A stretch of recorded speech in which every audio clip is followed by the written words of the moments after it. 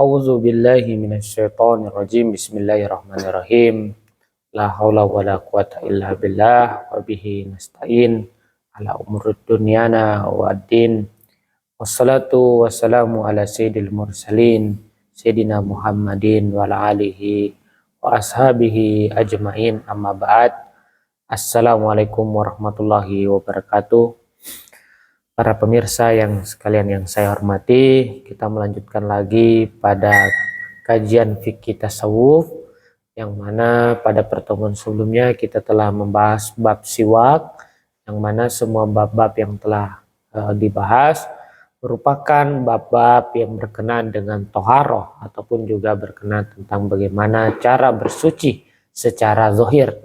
Akan tetapi kitab ini yang saya baca, yang saya kaji, yang mana saya tidak mengklaim bahwa apa yang saya sampaikan, apa yang saya utarakan persis sebagaimana yang dikehendaki oleh penulis buku ini atau penulis daripada kitab ini. Maka daripada itu saya memohon maaf jikalau saja ada penyampaian ataupun juga uraian saya kiranya terdapat kesalahan ataupun terdapat kekurangan, mohon dimaafkan. Para pemirsa sekalian, kita akan melanjutkan bab yang terbaru atau faslun yang terbaru, yaitu mengenai tentang furudul wudu atau kewajiban wudu, atau pembahasan mengenai tata cara berwudu secara fikih zahir dan juga berwudu secara batin, yang mana berwudu secara hakikat menurut tinjauan daripada tasawuf berdasarkan kitab yang ada di depan saya. Nama kitab ini adalah Jawahirul Itla, Jawahirul Itla wa Dururul Intifa ala Matnil Isfahani Abis Suja. Di kitab ini mengulas fikih Imam Syafi'i rahimahullah radhiyallahu an mengenai hukum-hukum Islam, yang mana kemudian ditinjau berdasarkan tasawuf yang dikarang oleh Syekh Mustafa Yusuf Salam Az-Zazili, yang mana beliau mengurai fikih Islam berdasarkan tinjauan batin, yang mana sangat indah untuk kita selami dan pahami. Maka daripada itu saya akan memulai dengan bab furudul wudu'i sittatun, bahwasanya hal-hal yang wajib di dalam berwudu itu ada 6 hal, 6 perkara. Yang pertama, an-niyatu inda ghuslil wajhi, yaitu berniat ketika kita membasuh wajah. Kapankah kita berniat melaksanakan wudu? Yaitu ketika kita membasuh wajah. Pada saat membasuh wajah itulah kita berniat melaksanakan wudu untuk membersihkan hadas-hadas. Adapun kalau membasuh wajah tapi niatnya bukan untuk membersihkan hadas, maka tidak dikatakan wudu. Misalnya karena kita baru bangun tidur, tiba-tiba kita membasuh wajah, apakah itu wudu? Tidak. Nah, karena niatnya bukan untuk membersihkan hadas, tapi hanya ingin menyegarkan wajah. Kemudian setelah ghuslil wajhi, yang kedua adalah wudunya pada saat begini. Jadi niat yang kedua adalah ghuslul wajhi, membasuh wajah. Yang kedua, yang ketiga adalah ghuslul yadaini ilal mirfaqain. Jadi membasuh tangan sampai kepada siku-siku. Jadi kita mengambil air, mengalirnya dari atas.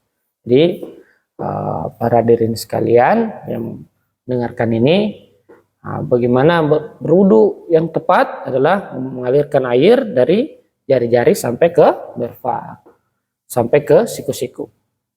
Kemudian mashu ba'di ra'si, yaitu kemudian mengusap sebagian kepala. Jadi kita tidak mengambil air, tapi ya mengenakan tangan kita dengan air yang sekiranya di situ tidak berkumpul air, tapi hanya ada beberapa sedikit air, kita usapkan di bagian kepala. Yang wajibnya ya, Nanti ada yang sunnahnya. Wa ghuslu rijlaini, kemudian membasuh kedua kaki. Kaki juga ini berdasarkan ayat dari surah yaitu wamsahu bi ru'usikum, yaitu usaplah kepala kalian, wa arjulakum, dan wanya atop yang mana dalam perspektif Ahlus Sunnah wal Jamaah diatopkan kembali kepada ghuslul yadain. Jadi ayatnya ghuslul wagsilu wujuhakum wa aydiyakum ilal marafiq wamsahu bi ru'usikum wa arjulakum. Arjulanya mengatop kepada waksil yadain. Jadi sehingga ayatnya berbunyi basuhlah wajah kalian, kedua tangan, dan usaplah kepala kalian, dan basuh pula lah kaki kalian. Menurut perspektif Ahlus Sunnah wal Jamaah, sehingga kita di Ahlus Sunnah wal Jamaah itu membasuh kaki ila ka'baini. Nah, jadi sampai kepada kedua mata kaki. Jadi dibasuh sampai wajibnya, sampai kedua mata kaki. Kemudian dilanjutkan tartibu alama dzakarnahu, yaitu harus tertib, tidak boleh kaki dulu, wajah, kemudian tangan, kemudian membasuh mengusap sebagian kepala. Itu tidak benar. Yang benar sesuai urutan di dalam ayat suci Al-Qur'an, yaitu ghuslul wajhain, yadain, wajah, kedua tangan, kemudian mengusap sebagian kepala, dan juga membasuh kaki berdasarkan pemaknaan daripada ulama-ulama Ahlus Sunnah wal Jamaah. Wa sunanuhu, adapun sunannya ataupun sunnah-sunnah berwudu itu asyaratu asya, ada 10 hal. Yang pertama at-tasmiyatu, jadi sebelum kita berwudu, maka sebelum berwudu, sebelum sebelum berwudu itu kita bismillahirrahmanirrahim. Kemudian ghuslul kafain, itu membasuh kedua telapak tangan. Jadi telapak tangan kita basuh. Kapan itu? Qabla idkhalihima al-ina'a, sebelum memasukkan kedua tangan ini ke air. Jadi kalau kita lihat di masjid-masjid yang sudah lama di Indonesia ini, yang kuno, dan juga di pesantren-pesantren yang ada di manapun yang pesantren kuno, itu rata-rata tempat duduk mereka itu rata-ratanya semua di bak yang besar, karena ya ada takaran kullah ataupun ambang batas berapa liter sehingga air itu tidak bisa ternajisi. Jadi dulu orang berwudu ngambilnya di bak yang besar, diambil, makanya ini harus dibasuh dulu, dibasuh, dibersihkan. Sebelum dibersihkan itu bismillahirrahmanirrahim, kemudian membasuhnya sebanyak 3 kali. Membasuh 3 kali sambil di sini ditahlil apapun,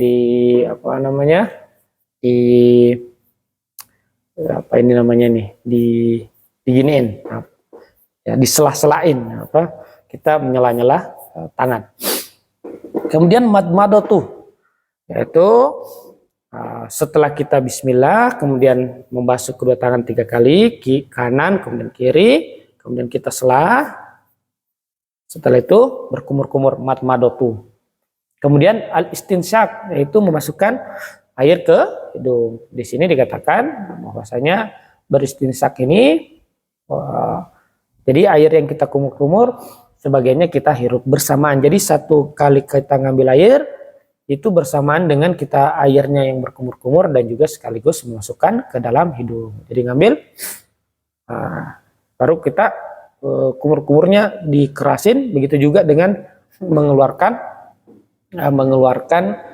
air dari hidung. Jadi dengan keras.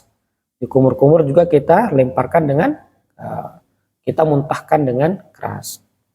Kemudian disunahkan mashu jami'ir roksi. Jadi disunahkan untuk mengusap seluruh kepala. Makanya kalau dalam praktek yang mana praktek kita di diwajibkan adalah sebagian saja yang diwajibkan untuk basuh, biasanya di bagian depan kepala,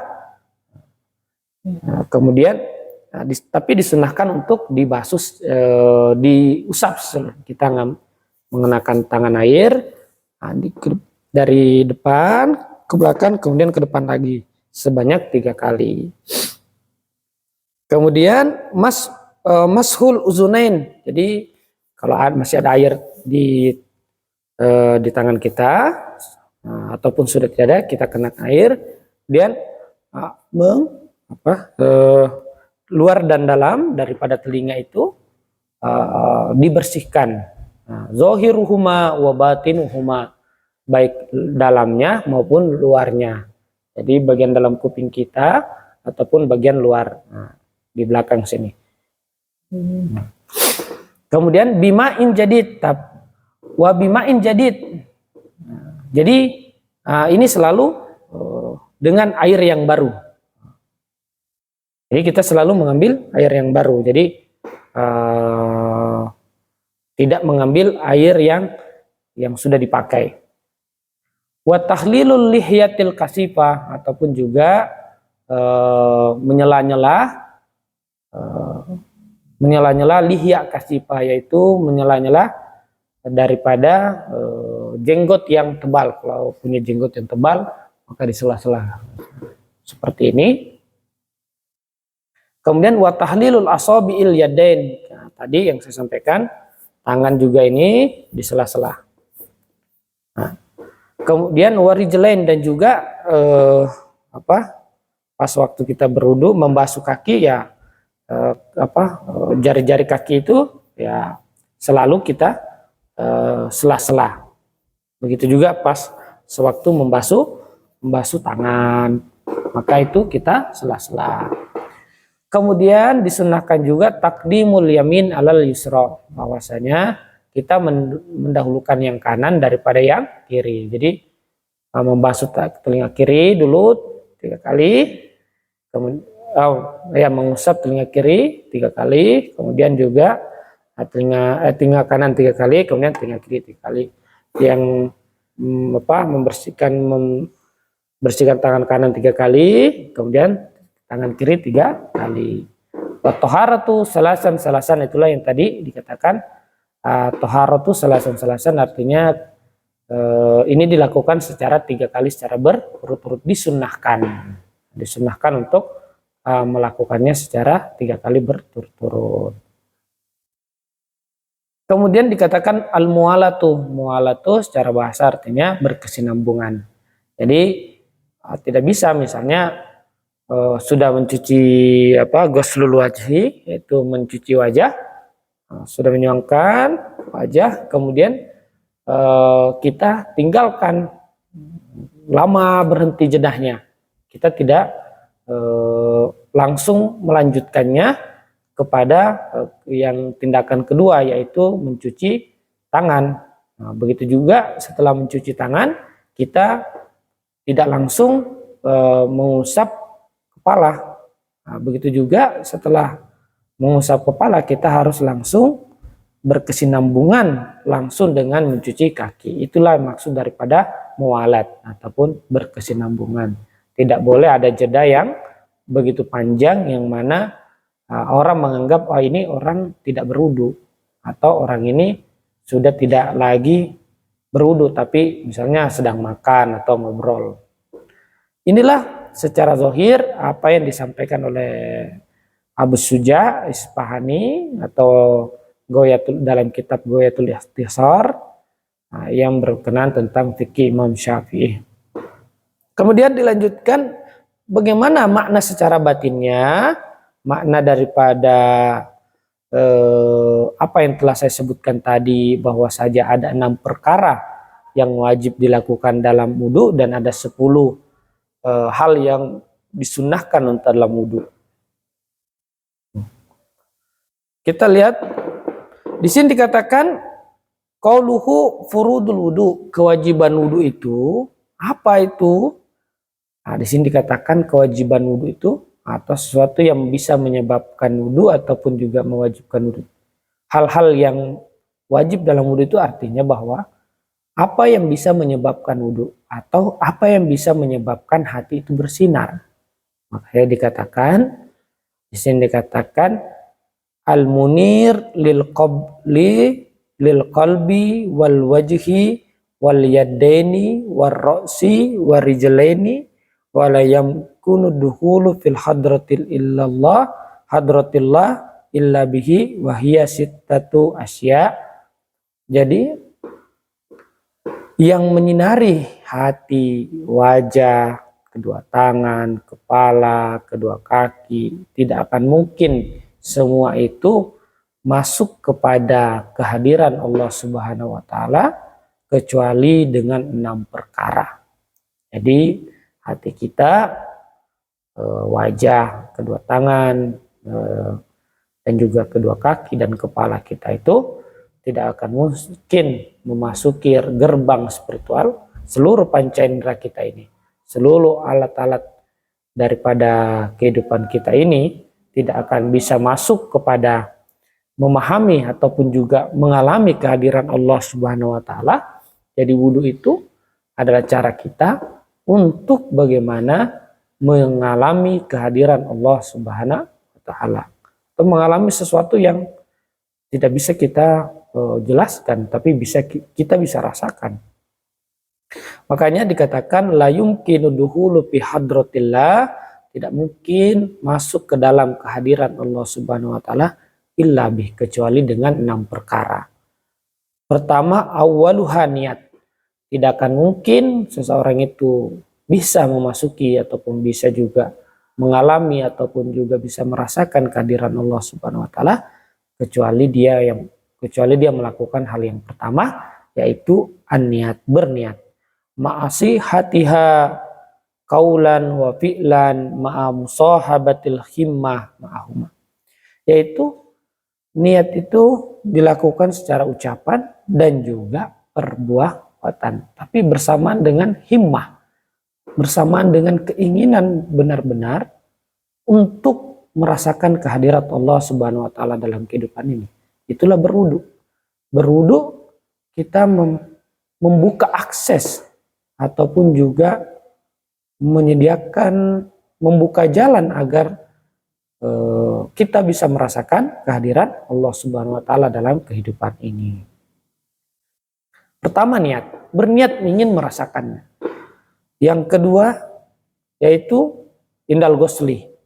Indal ghusli itu ketika dikatakan ketika menghapus, kapan kita bisa merasakan kehadirat Allah Subhanahu wa taala, yaitu ketika kita ghuslil wajhi, yaitu menghapus wajah ataupun menghilangkan dualitas.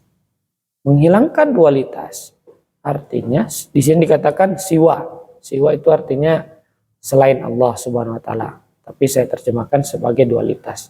Dualitas hanya bisa dirasakan ketika kehadiran Tuhan bisa dirasakan ketika lenyapnya dualitas dalam kehidupan ini. Bagaimana? Biwahdati syuhud, dengan penyaksian kesatuan seluruh keberadaan. Jadi ketika orang sudah menyaksikan keheningan, menyaksikan kesatuan, menyaksikan keberadaan yang hakiki daripada seluruh keberadaan ini, baik material maupun juga pikiran dan perasaan, yang dia lihat adalah satu. Apakah disebut cahaya, apakah disebut wujud, apakah disebut sebagai Allah, ataukah disebut yang lainnya, tidaklah masalah. Tapi yang terinti adalah kita mampu menyaksikan yang namanya kesatuan. Qauluhu ghuslul yadain. Kemudian setelah kita membasuh wajah kita artinya kita menghilangkan dualitas dalam kehidupan ini.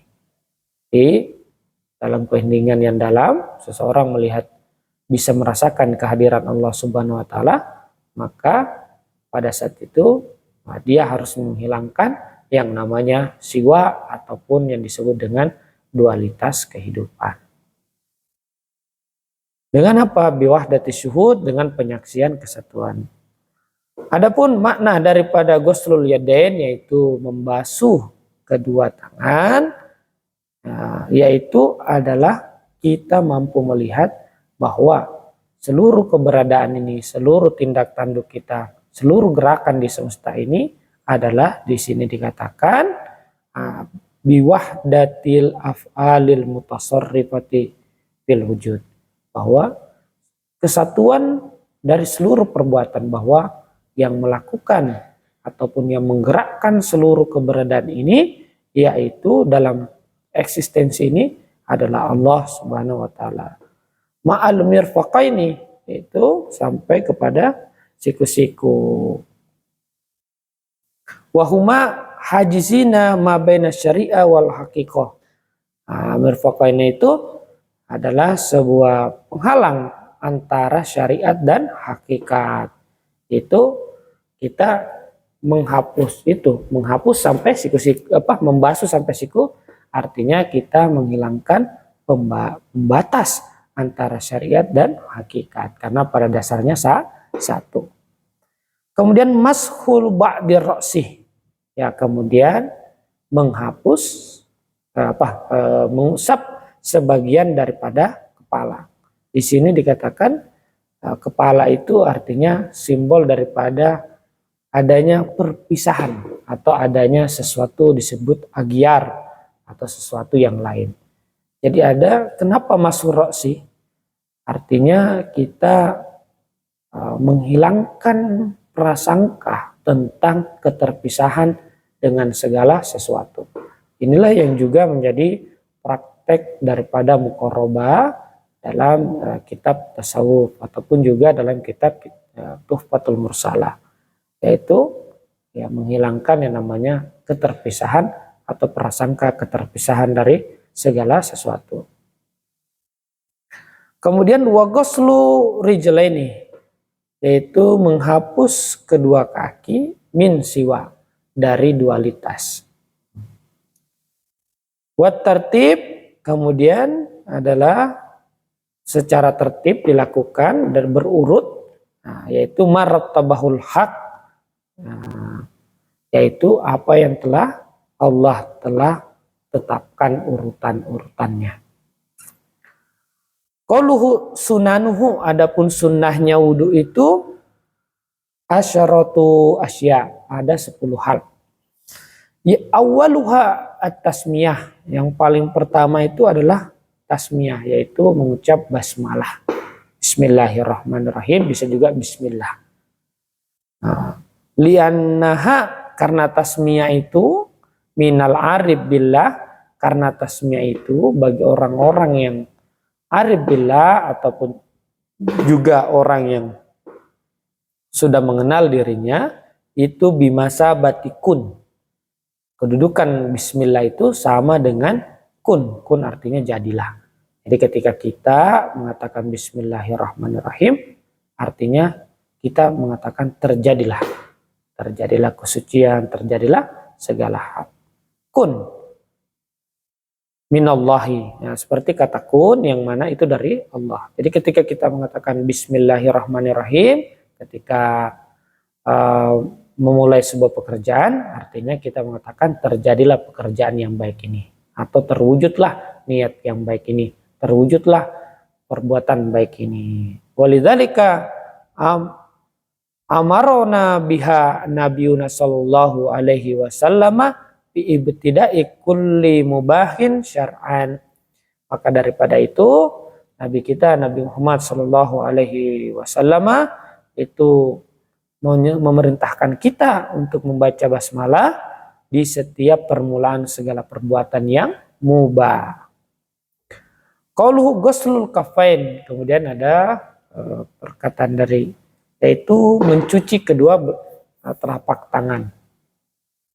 Apa maksud mencuci kedua telapak tangan? Di sini katakan yaitu min kulli syagilin dunyawiyin. Artinya kita membersihkan tangan kita atau berhenti tangan kita ini daripada melakukan pekerjaan-pekerjaan yang bersifat duniawi. Dalam hidup ini duniawi ataupun tidak duniawi, tidaklah pernah bermakna bahwa sesuatu itu materi. Misalnya mobil, rumah. Mobil dan rumah tidak pernah bermakna duniawi. Mobil dan dunia hanyalah materi murni. Sebagaimana pisau tidak pernah bermakna untuk membunuh orang. Sebagaimana tombak tidak pernah untuk disediakan untuk membunuh orang, tapi untuk menjaga daripada hewan liar. Maka daripada itu, yang dimaksud duniawi ini bukan bendanya, tapi keterikatan kepada benda. Yang itulah yang lebih tepat pemaknaan duniawi. Jadi kalau saja ada seorang kiai yang memiliki mobil yang besar, memiliki rumah yang besar, kita harus hargai. Ada kiai yang hidupnya makmur, ada kiai yang hidupnya kurang makmur, itu pilihan masing-masing. Inti daripada duniawi bukan memiliki harta ataupun memiliki mobil dan segala hal fasilitas mewah lainnya, tapi seberapa terikat engkau pada sesuatu itu. Suatu ketika ada cerita seorang sufi. Suatu ketika seorang sufi itu pergi ke suatu kota untuk mengajak murid daripada gurunya. Jadi guru daripada sufi itu memerintahkan dia untuk pergi ke kota. Pergilah engkau ke kota dan temui orang ini di kota itu dan katakan padanya, sudah saatnya engkau untuk belajar yang namanya hidup zuhud ataupun hidup qanaah ataupun hidup sederhana di tempat saya mengajar. Bilang, panggilkan saya murid saya di kota sana. Setibanya di kota itu, betapa sufi itu masuk disambut oleh orang kaya, pengusaha tambang lah ya, kita anggap seperti itu. Datang ke pengusaha tambang itu dan disambut, dan sufi itu mengatakan bahwa saya utusan dari guru kita, bahwa guru kita memanggil engkau untuk saatnya pergi berguru dan belajar untuk menahan segala keinginan-keinginan duniawi. Kata si pengusaha tambang itu ataupun juga orang kaya itu mengatakan, siap, saya bersedia untuk memenuhi panggilan daripada guru kita.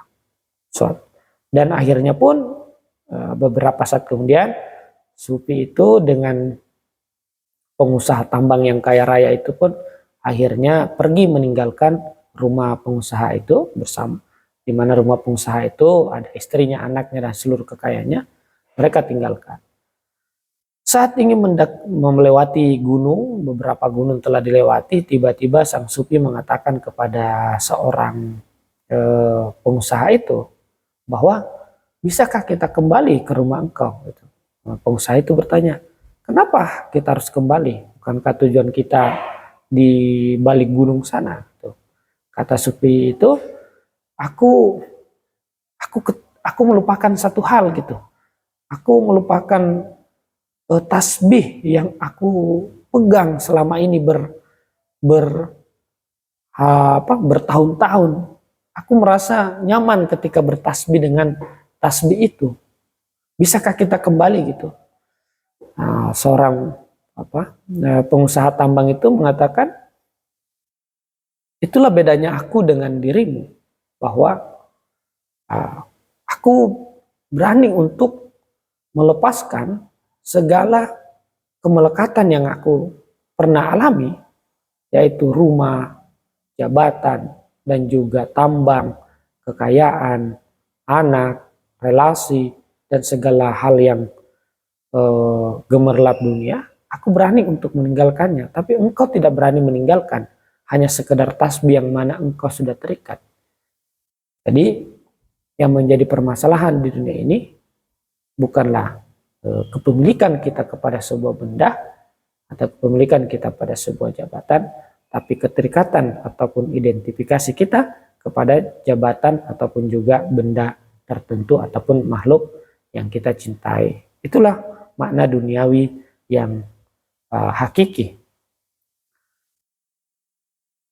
Kemudian dikatakan di sini, qabla idkhalihima al-ina, sebelum memasukkan kedua tangan ke dalam wadah itu, maksudnya adalah seseorang itu harus berhenti.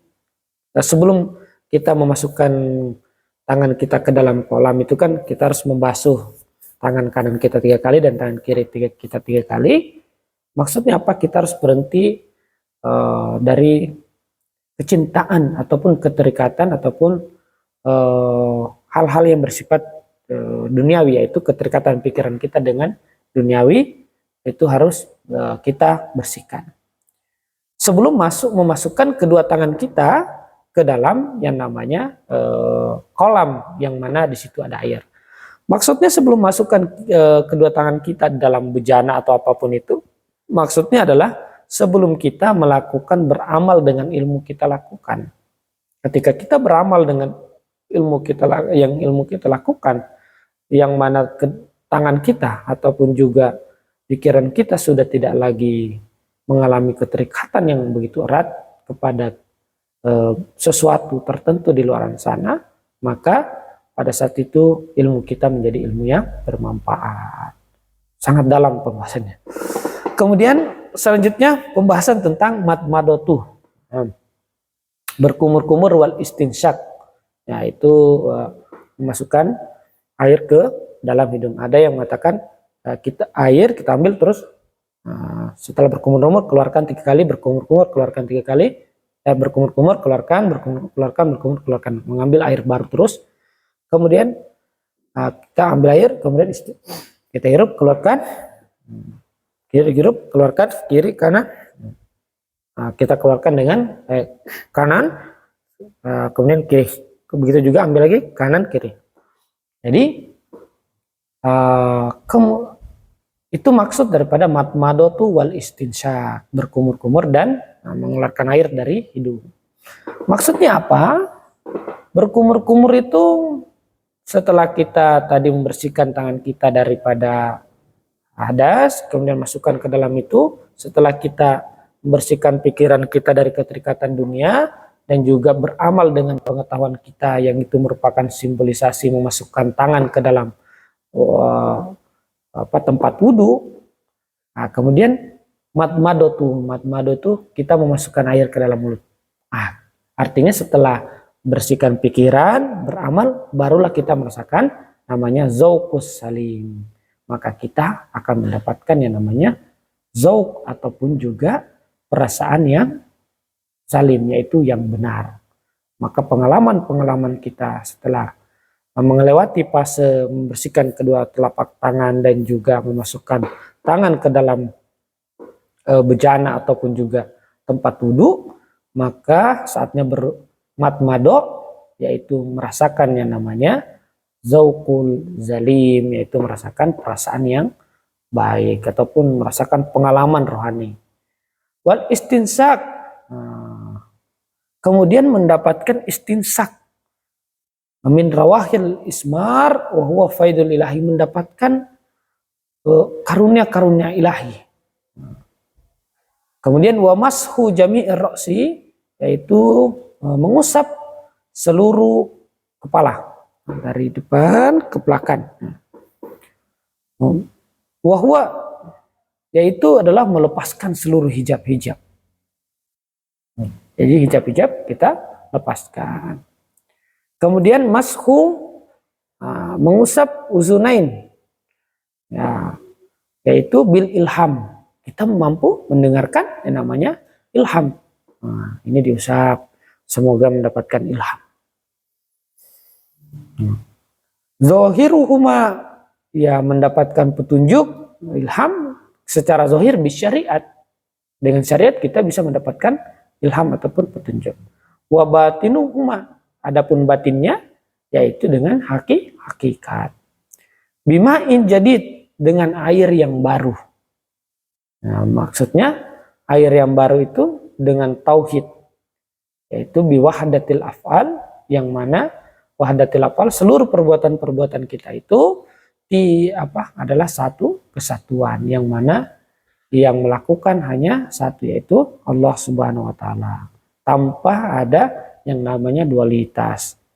Nah, berbeda misalnya saya yang merasa bahwa apa yang saya lakukan hari ini adalah perbuatan Andi Alpi sebagai seorang person, akan tetapi ketika yang saya lakukan ini adalah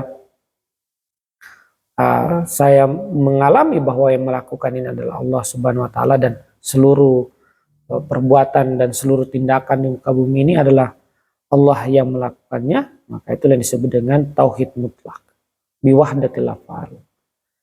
Kemudian wa tahlil lihya al kasbah, kasbah itu sela-sela setelah kita membasuh wajah, kita mensela-sela lihya atau jenggot yang tebal di ini. Apa itu mensela-sela? Apa maknanya mensela-sela jenggot ini? Yaitu hiba wasakinah, bahwa orang yang telah membasuh wajahnya, yaitu menghilangkan dualitas, maka pada saat itu orang itu harus juga mensela-sela, lahir sela-sela, ataupun lahir dari jenggotnya itu dari dirinya hibah, yaitu sebuah rasa yang orang melihatnya sangat tunduk gitu, dan sakinah, ketenangan. Nah, itu maksud daripada hibah dan sakinah. Wa qauluhu tahlil asabiul yadain warjulain, bahwa yaitu menyela-nyela jari-jari kedua tangan dan juga kaki, yaitu tabarri mimma yub'iduka anillahi ta'ala, yaitu menjauhkan hal-hal yang mana menjauhkan kita dari hakikat, ataupun yang menjauhkan kita dari Allah Subhanahu wa taala. Itulah yang dimaksud daripada menyelah jari-jari tangan dan jari-jari kaki. Adapun yang dimaksud mendahulukan kanan daripada yang kiri, itu ketika kita membasuh kedua tangan, kita dahulukan yang kanan, telinga, kemudian basuh kaki yang kanan dulu. Nah, itu disunahkan seperti itu ya. Bukan sesuatu yang wajib, tapi disunahkan yang kanan kemudian yang kiri. Ini takdimul akhirati ala dunia. Apa maksud mendahulukan kanan kemudian kiri? Yaitu dikatakan takdimul akhirati ala dunia, yaitu mendahulukan kehidupan akhirat daripada kehidupan dunia. Apa maksud takdimul akhirati ala dunia? Secara makna yang saya alami, bahwa takdimul akhirati ala dunia bukan bermakna bahwa kita mendahulukan segala hal, segala hal harus saklek, tapi mendahulukan akhirat daripada dunia. Artinya kita mengecek pada diri kita, apakah hati kita ridho dengan hal itu, apakah hati kita menyenangi hal itu, apakah diri kita bahagia dengan itu. Itu artinya takdimul akhirati ala dunia. Misalnya kalau ketika kita mau melakukan suatu hal, tapi hati kita tidak berkehendak itu, nah, itu artinya takdimul dunia alal akhirah.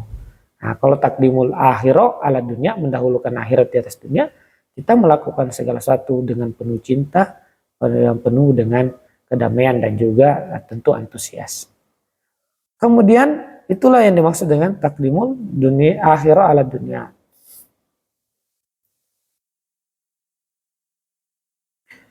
Nah, maka daripada itu Nabi Shallallahu Alaihi Wasallam itu mengatakan bahwasanya Nabi itu yuhibbut tayammunah.